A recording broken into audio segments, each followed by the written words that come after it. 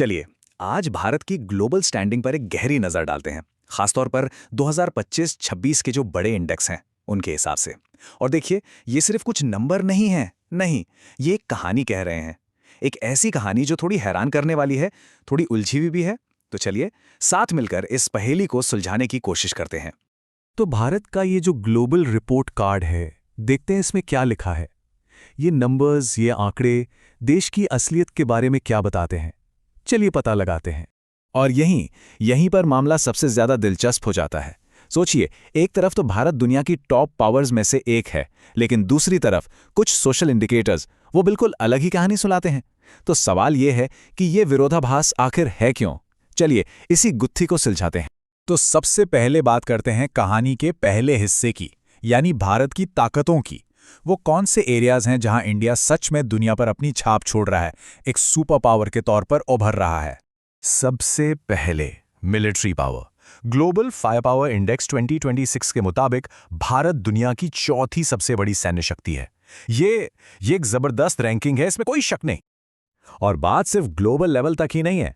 अगर हम सिर्फ एशिया की बात करें तो यहां भारत का दबदबा और भी मजबूत नजर आता है।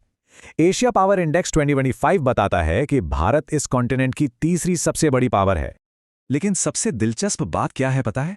ये सिर्फ ताकत की बात नहीं है। रिस्पॉन्सिबल नेशंस इंडेक्स 2026 में भारत को दुनिया का तीसरा सबसे जिम्मेदार देश माना गया है। मतलब भारत के प्रभाव को दुनिया में काफी पॉजिटिव तरीके से देखा जा रहा है। अब जरा इस टेबल पर एक नजर डालिए। ये भारत की ताकत को बिल्कुल साफ साफ दिखाती है। चाहे वो मैन्युफैक्चरिंग हो, क्लाइमेट चेंज परफॉर्मेंस हो या फिर इनोवेशन, हर जगह भारत लगातार टॉप 40 देशों में बना हुआ है। तो कुल मिलाकर जो तस्वीर उभरती है वो है एक बड़ी आर्थिक और स्ट्रेटेजिक सुपर पावर की।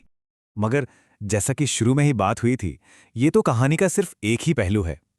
यही आंकड़े एक दूसरी और ज्यादा कह सकते हैं कि उलझी हुई कहानी भी बताते हैं। तो अब देखते हैं सिक्के का दूसरा पहलू। वो कौन से मोर्चे हैं जहां ये नंबर्स हमें बता रहे हैं कि भारत के लिए आगे की राह अभी काफी लंबी और चुनौतियों से भरी है। ये चार्ट, ये एक नज़र में ही चुनौतियों की गहराई दिखा देता है। प्रेस की आज़ादी, रैंक 151, जेंडर गैप, रैंक 131 और वर्ल्ड हैप्पीनेस रिपोर्ट 116वां स्थान।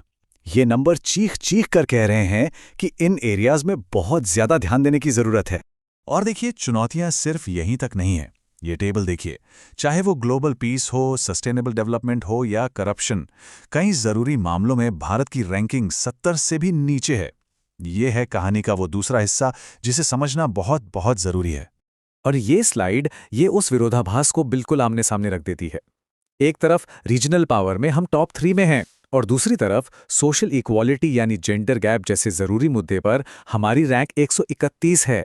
यही है वो विरोधाभासों की तस्वीर जिसकी हम बात कर रहे थे। तो फिर जब हम इन दोनों अलग अलग तस्वीरों को एक साथ जोड़ते हैं तो आखिर हमें दिखता क्या है? चलिए, इन सभी नंबर्स को मिलाकर एक पूरी कंप्लीट पिक्चर बनाने की कोशिश करते हैं। ये देखिए, ये वो ओरिजिनल स्कोर कार्ड है जिस पर ये पूरा एनालिसिस बेस्ड है। जैसा कि इसमें दिख रहा है, ये एक ऐसे देश की कहानी है जिसके पास एक तरफ तो बहुत बड़ी ताकतें हैं, लेकिन वहीं दूसरी तरफ 2025-26 में कुछ बेहद गंभीर सामाजिक और स्ट्रक्चरल चुनौतियां भी मुंह बाए खड़ी हैं। तो इसका मतलब क्या है?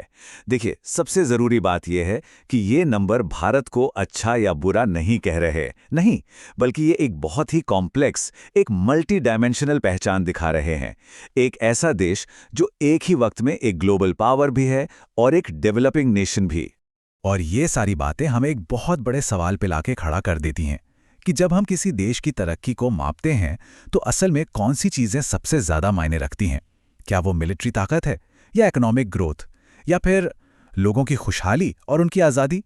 आखिर असली तरक्की का मतलब क्या है? ये एक ऐसा सवाल है जिस पर हम सबको सोचना चाहिए।